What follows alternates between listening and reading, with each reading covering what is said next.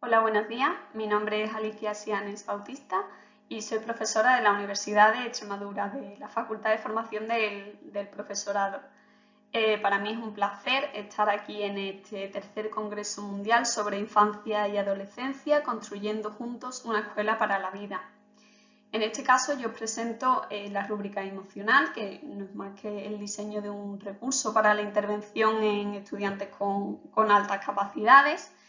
Y bueno, antes de entrar en materia, antes de presentaros la rúbrica en sí, sí que me gustaría pues clarificar algunas cuestiones más relacionadas con las altas capacidades, ¿no?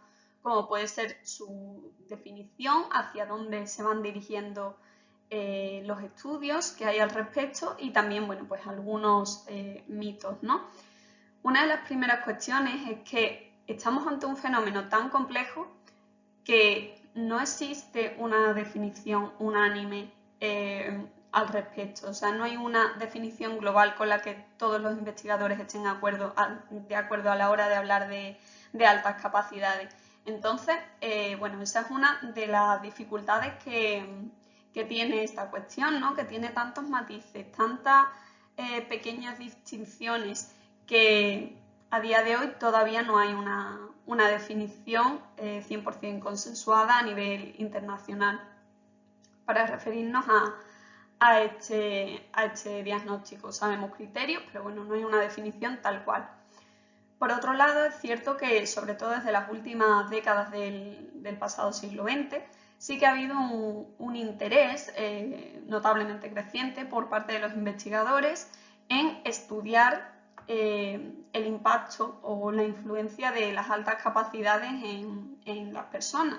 Lo que pasa es que sí es cierto que se han ido centrando en el éxito académico de estas personas principalmente y no en otras dimensiones que, bueno, como seres humanos pues también son interesantes de estudiar o de analizar. Y por otro lado, también hay otras investigaciones que aluden a la tendencia de estas personas, de las personas diagnosticadas con altas capacidades, a ser emocionalmente más inestables o incluso infelices, ¿no? El tema es, bueno, hasta qué punto el tener altas capacidades determina si somos más propensos a la inestabilidad emocional o incluso a la infelicidad, ¿no? Entonces, bueno, ante toda esta cuestión, nosotros para este trabajo sí que tenemos que quedarnos con alguna definición, con qué es lo que en este trabajo se consideran altas capacidades y para ello pues me he quedado con la definición que se expone aquí, que hace alusión a que las altas capacidades son una potencialidad intelectual elevada y bajo ningún caso es un rasgo de personalidad ni una conducta o rendimiento concreto, sino que esa potencialidad, como digo, intelectual inicial, pues debe mantenerse a lo largo del desarrollo de la persona y tiene un funcionamiento cognitivo que lo que hace es, a nivel intelectual, distinguirla de las personas que tienen capacidad intelectual media, ¿no? O que tenemos capacidad intelectual media, ¿vale? Quedándonos con esta definición y hablando también de la rúbrica de la felicidad y demás, sí que es importante saber qué es lo que entendemos por felicidad, qué es para nosotros la felicidad.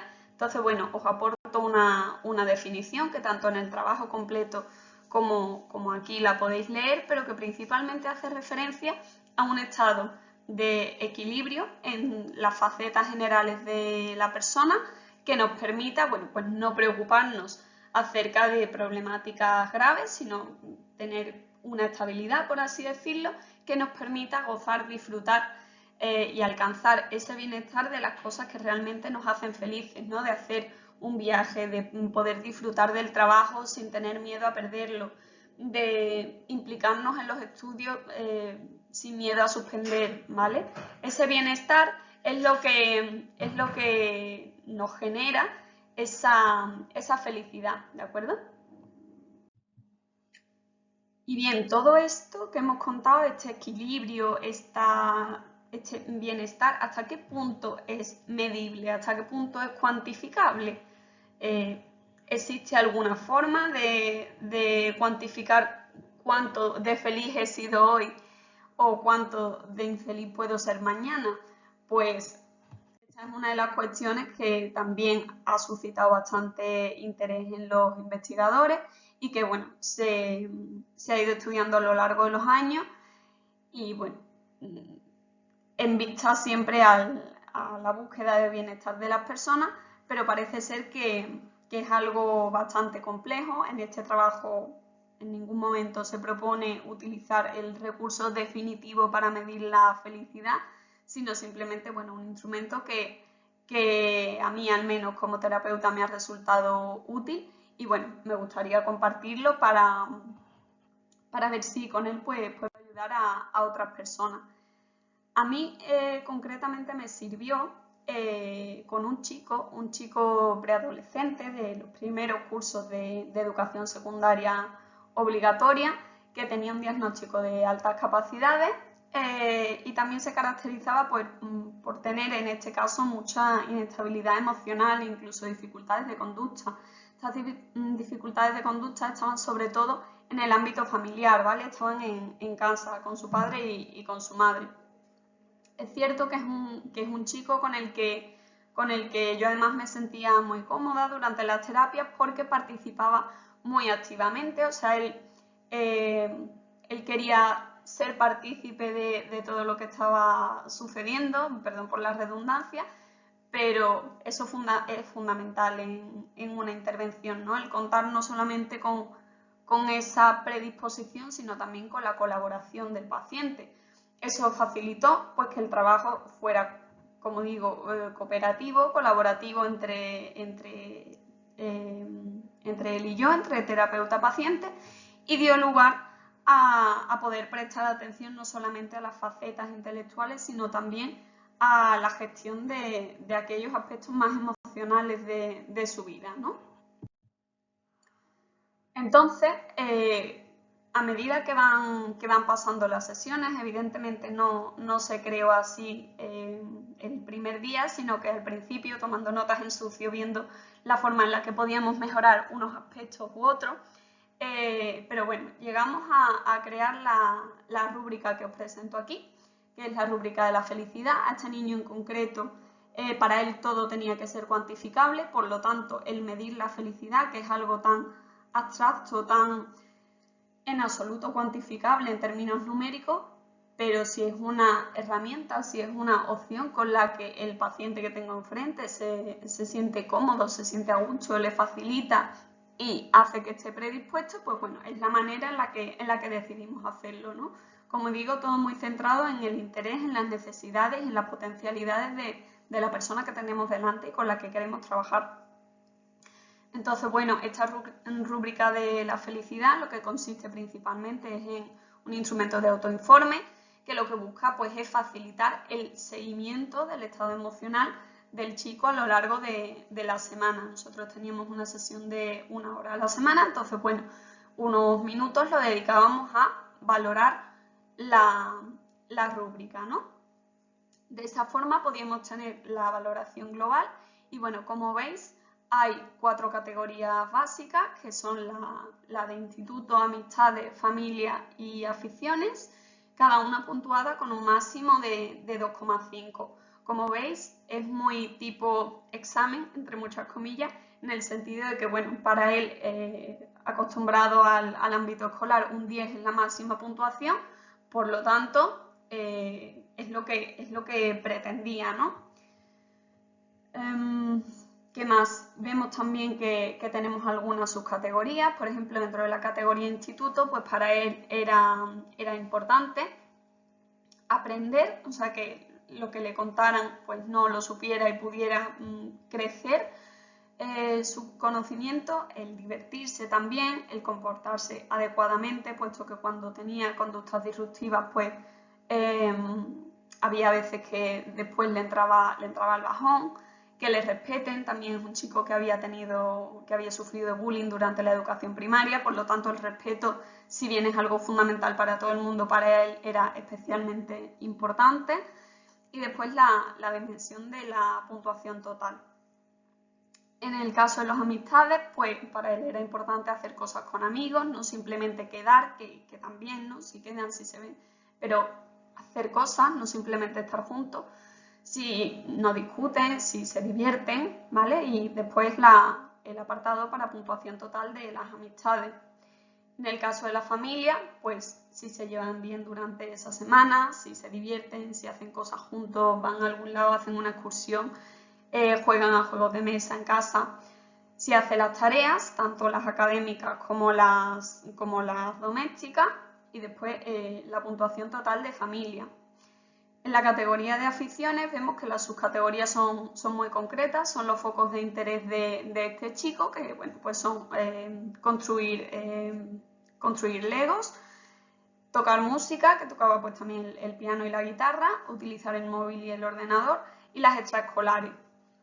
Y fijaos aquí un matiz importante, y es que las actividades extraescolares están aquí incluidas si no están en la rama instituto, porque aparte de que las actividades extraescolares son elegidas por él, para él son muy importantes, o sea, tanto más como su tiempo libre con amigos. Le encantan los idiomas, por lo tanto las clases de inglés las disfrutaba al máximo y hacía todo por tal de asistir a estas actividades. Lo mismo le pasaba con las clases de piano, lo mismo, o sea, un chico al que ese tipo de actividades pues le daban la vida, ¿no? Entonces cada día tenía que ver hasta qué punto podía ir puntuando cada una de las subcategorías, y eso le daría la puntuación no mayor de 2,5 para la categoría instituto, ¿vale? No todas tienen que tener una puntuación equitativa, sino que es posible pues que, por ejemplo, divertirme en el instituto tenga un punto y el comportamiento tenga 0,5 y el resto 0, ¿vale? No hay un mínimo. Simplemente pues eso, el máximo por categoría sería 2,5.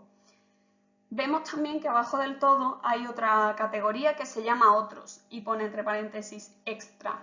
Esto significa que la categoría otros, es decir, de fenómenos excepcionales que puedan suceder en una semana, no debe condicionar el que tú puedas alcanzar la máxima puntuación en la rúbrica, pero sí que puede suponer ser un valor añadido, ¿vale? Entonces, bueno, por eso está incluido, por si sucede algo excepcional, algún viaje, algún detonante. Bueno, una época en la que también este chico pues tenía pareja y le aportaba un subidón emocional importante, pero claro, eso no puede ser condicionante para que él no pueda tener la máxima puntuación de felicidad solo por no tener pareja, ¿no? Como digo, son algunas cuestiones extras. Y la última columna pues haría referencia a la puntuación semanal por cada una de las subcategorías y categorías, ¿vale? Bien, ¿qué resultados obtenemos con esta intervención? Lo primero es que él va a conseguir confiar más en sí mismo. Él es consciente de que mientras más honesto sea en este ejercicio, pues más va a conseguir conocerse a sí mismo, más va a saber cuáles son sus dificultades, cuáles son sus puntos fuertes, y va a poder ponerle remedio. Eso hace, a su vez, que se incremente su autoestima, que se sienta más a gusto consigo mismo y bueno, que tenga una autoestima, no por las nubes, pero sí más sana.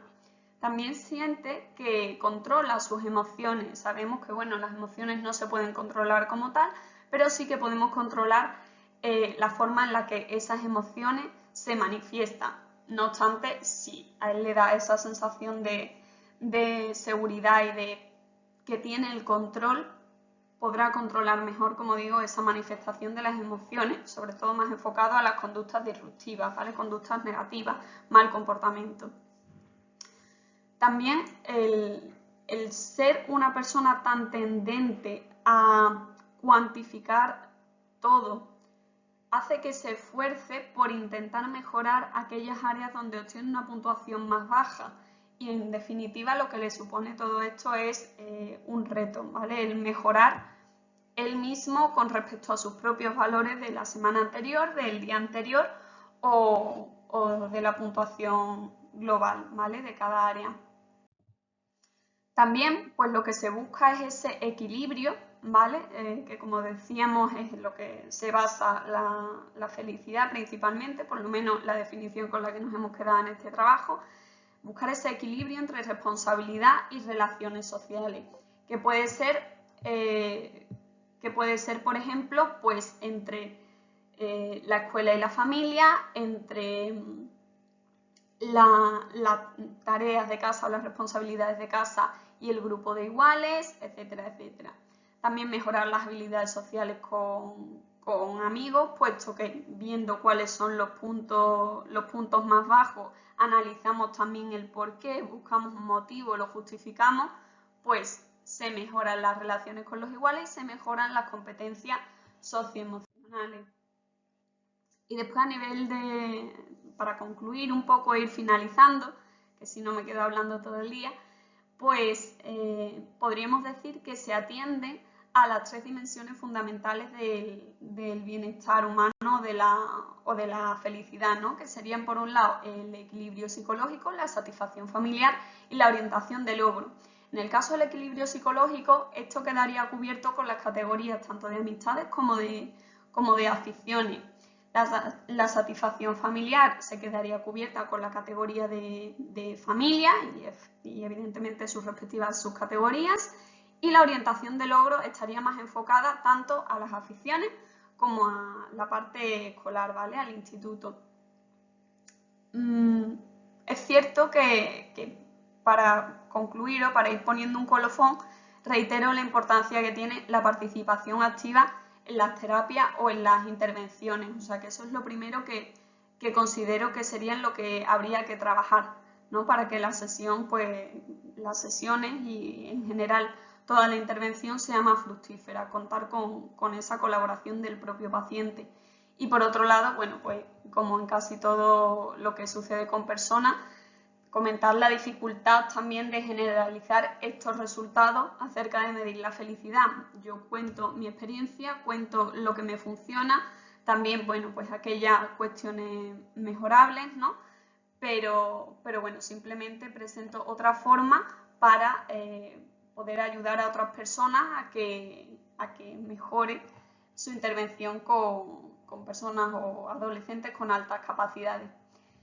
Por mi parte, pues nada más, daros las gracias por ver el vídeo, por leer el trabajo, por escucharme y bueno, estoy abierta a cualquier duda, pregunta, cuestión, aclaración o comentario que queráis hacerme y lo dicho, estoy a vuestra disposición y espero que disfrutéis de este congreso. Un abrazo.